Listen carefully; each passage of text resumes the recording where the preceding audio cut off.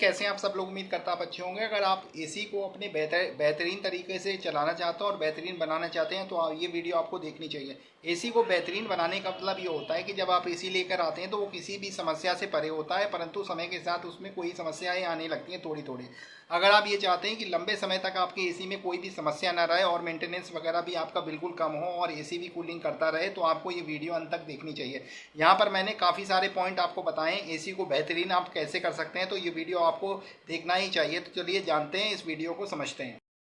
अगर बात करें तो आपको सही तापमान सेट करना चाहिए। एसी को बेहतरीन करना चाहते हैं, एसी का सही तापमान का मतलब ये नहीं होता कि आप बहुत ज़्यादा उसको ज़्यादा ठंडा करने लगें, यानी कि आपका कमरा चिल्ड हो जाए और आप उसमें आपको अच्छा लगने लगे। ये मतलब होता है कि उसमें आपकी बिजली की बचत भी हो और आपके साथ के साथ आपको सही टेम्परेचर वगैरह भी मेंटेन रहे। तो यहाँ पर टेम्परेचर आपको कितना सेट करना चाहिए, यहाँ पर आपको ऑटो मोड सेट करना चाहिए। यहाँ पर ऑटो मोड डिफ़ॉल्ट टेम्परेचर जो कि 25 डिग्री सेल्सियस होता है, जो कि कंपनी रिकमेंड करती है, जो कि आपकी बॉडी के लिए भी अच्छा रहता है और आपकी बिजली की बचत भी होती है और कंप्रेशर को भी आराम मिलता रहता है। और इसके अलावा आप चाहते हैं कि अधिक गर्मी पड़ रही है तो यहाँ पर आपको 18 डिग्री या 16 डिग्री पर अपने एसी को सेट नहीं करना चाहिए, वहीं आप कूल मोड पर सेट कर सकते हैं। कूल मोड में आप थोड़ा सा टेम्परेचर डाउन कर सकते हैं, यानी कि 22 से 24 डिग्री टेम्परेचर। तो ये सबसे अच्छा होता है, इसमें कंप्रेशर को भी आराम मिलता रहता है और आपका तापमान वगैरह भी अच्छा बना रहता है।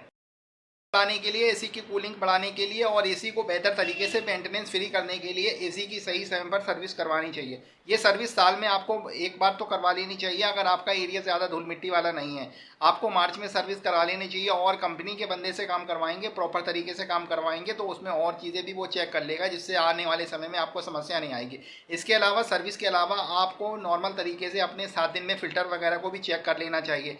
और ये इस तरीके से काम करेंगे तो आपका एसी भी मेंटेनेंस फ्री रहेगा, उसमें लीकेज वगैरह की समस्या भी नहीं आएगी और आपकी कूलिंग भी बेहतर बनी रहेगी। बेहतरीन बनाने के लिए आपको एसी का जो स्प्लिट एसी होता है उसकी पाइपलाइन आपको 5 मीटर से अधिक नहीं रखनी चाहिए। बहुत सारे लोग क्या करते हैं कि एसी आउटडोर को ऐसी जगह पर रख देते हैं, यानी छत के टॉप फ्लोर पर रख देते हैं। यहाँ पर आपको एसी में जितना आप डिस्टेंस रखेंगे कॉपर पाइप इंडोर आउटडोर के बीच का, तो वहाँ आपको कूलिंग की समस्या होगी और कहीं ना कहीं आपके कंप्रेशर को ज़्यादा वर्क करना पड़ेगा।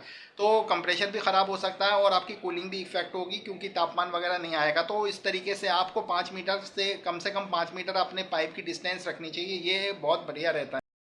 नॉर्मल तरीके से जो मेंटेनेंस होती है वैसे तो होती है, परंतु आप क्या मेंटेनेंस करते हैं घर पे, आपको 7 दिन में कम से कम अपने फिल्टर वगैरह को साफ़ कर लेना चाहिए। फिल्टर साफ़ करने से आपकी कूलिंग कॉइल में डस्ट वगैरह नहीं जमती और दूसरा आपका जो एयर फ्लो है, यानी कि कूलिंग जो आपकी ब्लोअर से आती है उसका एयर फ्लो बढ़ जाता है। तो यानी कि फिल्टर अगर गंदे होंगे तो ब्लॉकेज वगैरह होती है और आपकी कूलिंग की समस्या होने लगती है। तो यहाँ आपके इस तरीके से आपको 7 दिन में आप नॉर्मल तरीके से फिल्टर को अपने क्लीन ज़रूर करना चाहिए अगर आप अपने एसी को बेहतरीन बनाना चाहते हैं।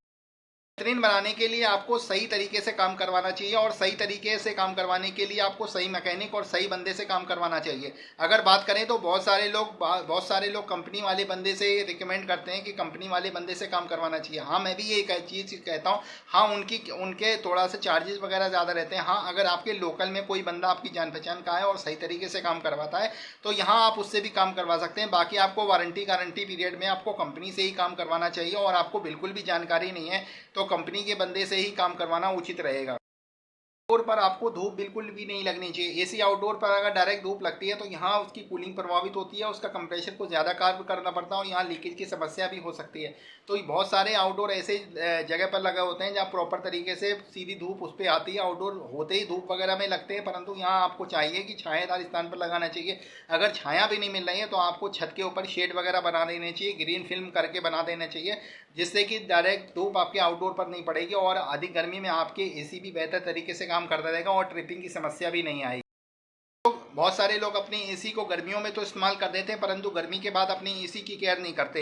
एसी की केयर में अगर बात करें तो आप सर्दियों में जब अपने एसी को बंद करके रख देते हैं तो यहाँ उनको प्रॉपर तरीके से उसमें डस्ट पार्टिकल से बचाने के लिए आपको एसी में कवर वगैरह कर देना चाहिए। ये कवर आपको मार्केट में भी मिल जाते हैं और कंपनी से भी आप परचेज कर सकते हैं और इस तरीके से आप आउटडोर पर कवर वगैरह कर देंगे और विंडो एसी के पीछे कवर कर देंगे तो आपका जो 2-3 महीने 4 महीने का जो पीरियड होता है ऑफ सीज़न वाला, उसमें आपके एसी में धूल मिट्टी नहीं जाएगी और धूल मिट्टी नहीं जाएगी तो आपको आने वाले समय में सर्विस वगैरह पर भी ज़्यादा जोर नहीं देना पड़ेगा। बेहतरीन बनाने के लिए अगर आपके एसी में कूलिंग की समस्या हो रही है तो यहाँ आपको, और ये आपकी कूलिंग की समस्या बार बार हो रही है और बार बार आपके एसी में गैस की लीकेज की समस्या हो रही है, तो यहाँ आपको अपने एसी में प्रॉपर तरीके से लीकेज की जांच अच्छे से करवा लेनी चाहिए। आपको ये नहीं कि आपने गैस चार्जिंग करवाई उसके 2 महीने बाद आपकी गैस निकल गई। यहाँ प्रॉपर तरीके से अच्छे मैकेनिक से कार्य करवाएं, कंपनी के मैकेनिक से कार्य करवाएं, और वो प्रॉपर तरीके से लीक टेस्टिंग करेंगे, 24 घंटे होल्ड करके रखेंगे प्रेशर, तो आपके एसी में लंबे समय तक कोई भी लीकेज की समस्या नहीं आएगी, और अच्छे से कंपनी से कोटिंग वगैरह करवा लेंगे तो ये भी इस तरीके से भी आपकी लीकेज की समस्या रुक सकती है।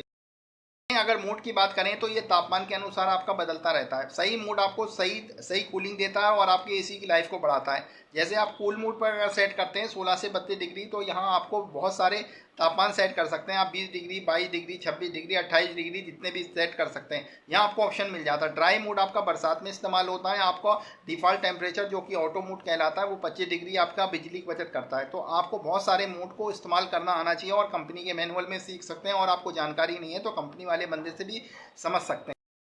लोग बिजली बचाने के चक्कर में एसी को बार बार बंद करते हैं, और एसी को बार बार बंद करने से सबसे बड़ी समस्या ये होती है, एक तो उनका कंप्रेशर में दिक्कत आ सकती है क्योंकि मैकेनिकल चीज़ होती है, बार बार बंद होती है और चालू होती है, तो यहाँ उनके उसमें अंदर सिस्टम में कमी आ सकती है। और दूसरी उसमें एक समस्या ये आ सकती है कि आपकी बिजली की बचत भी नहीं होगी और बिजली की खपत बढ़ जाती है। तो यहाँ अपने एसी को लगातार चलने दीजिए, और कम से कम इतना तो ध्यान रखिए कि सही तापमान सेट करके चलाएंगे तो आपका एसी बेहतर तरीके से कार्य करेगा।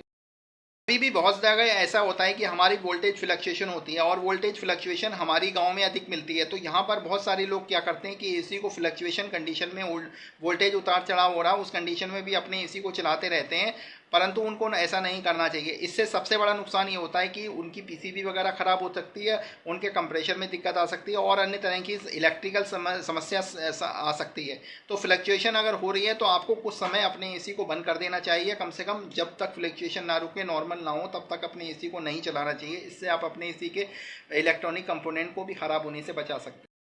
सारे लोग अपनी एसी की सर्विस सही समय पर नहीं करवाते। उसका मेन रीज़न कई बार ऐसा होता है कि हमारे जो एसी का आउटडोर ऐसी जगह पर लगा होता है, या हमारा एसी ऐसी जगह पर लगा होता है जहां प्रॉपर तरीके से हमारे पानी की व्यवस्था नहीं होती। तो जब भी आप अपने एसी को लगाएं तो वहां पर प्रॉपर पानी की व्यवस्था होनी चाहिए। बहुत जगह ऐसे इंडस्ट्रीज जगह होते हैं जहाँ पानी की व्यवस्था नहीं होती, बाल्टी वगैरह से धोना पड़ता है, तो वहाँ पर पानी की टूटी वगैरह का इंतजाम करेंगे तो पाइप लगा के मैकेनिक को कार्य करने में आसानी होगी, और सर्विस वगैरह सही समय पर होगी तो आपकी लीकेज की समस्या नहीं होगी, आपकी कूलिंग भी इंप्रूवमेंट होगी, और आपका मेंटेनेंस खर्च भी कम होगा। एसी की ऊंचाई हमारी सही होनी चाहिए। एसी की ऊंचाई की बात करें तो हमारा जो विंडो एसी होता है उसकी हाइट इतनी होनी चाहिए, कम से कम हम आसानी से अपने एसी की सर्विस वगैरह करवा सकें। ये आप 5 से 6 फुट की आपकी हाइट होनी चाहिए। आप इससे ऊपर हाइट रखते हैं तो यहाँ आपको एसी की सर्विस करवाने में, निकालने में दिक्कत आती है, और दूसरी आपकी जो कूलिंग होती है वो आपकी ऊपर रहती है, आपका सरफेस वगैरह यानी कि नीचे आपकी नहीं आ पाती है। तो इस चीज़ को ध्यान रखें कि एसी की सही ऊंचाई होनी चाहिए। वहीं स्प्लिट एसी की ऊंचाई आपको नॉर्मल ही रखनी चाहिए, आप 7 फुट 8 फुट रख सकते हैं, इससे ऊपर ना रखें। इंस्टॉलेशन की अगर बात करें तो आपको सही तरीके से इंस्टॉलेशन करवानी चाहिए।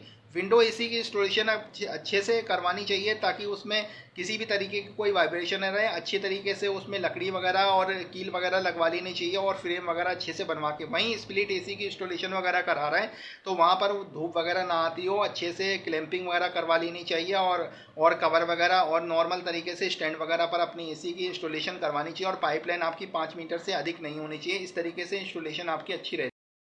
बहुत सारे एसी हमारे पुराने हैं जो कि हमारे वोल्टेज स्टेबलाइजर पर कार्य करते हैं, परंतु नए एसी में अभी स्टेबलाइजर की आवश्यकता नहीं पड़ रही है। अगर आपका नया एसी है, अगर आप चाहते हैं स्टेबलाइजर लगवाना, वोल्टेज स्टेबलाइजर, तो आप लगा सकते हैं। बाकी ज़रूरत कंपनी नहीं कहती है कि आपको लगाने की आवश्यकता। वहीं आपका पुराना एसी है, आप एसी को बेहतरीन करना चाहते हैं और वोल्टेज फ्लक्चुएशन आपके एरिया में ज़्यादा है, तो यहाँ आपको वोल्टेज स्टेबलाइजर को लगवा लेना चाहिए। और वोल्टेज स्टेबलाइजर लगाने से कहीं ना कहीं आप इलेक्ट्रॉनिक कंपोनेंट, कंप्रेशर वगैरह को सुरक्षित रख सकते हैं। तो मैंने आपको एसी को बेहतरीन बनाने के 15 तरीके बताए। ये 15 तरीके मैक्सिमम आपको तरीके मैंने बताई दिए हैं। बाकी अगर आपको लगता है कि कुछ तरीके छूट गए तो मुझे आप कमेंट बॉक्स में बताइएगा। एसी को बेहतरीन बनाने के लिए आपको इस चीज़ का ध्यान रखना चाहिए कि ये वोल्टेज वगैरह को सही तरीके से मेंटेन रखना चाहिए, वोल्टेज स्टेबलाइजर का इस्तेमाल करना चाहिए, और सर्विस वगैरह आपको सही समय पर और सही बंदे से कार्य करवाना चाहिए। बाकी अगर ये वीडियो अगर आपको पसंद आई तो लाइक और शेयर करें।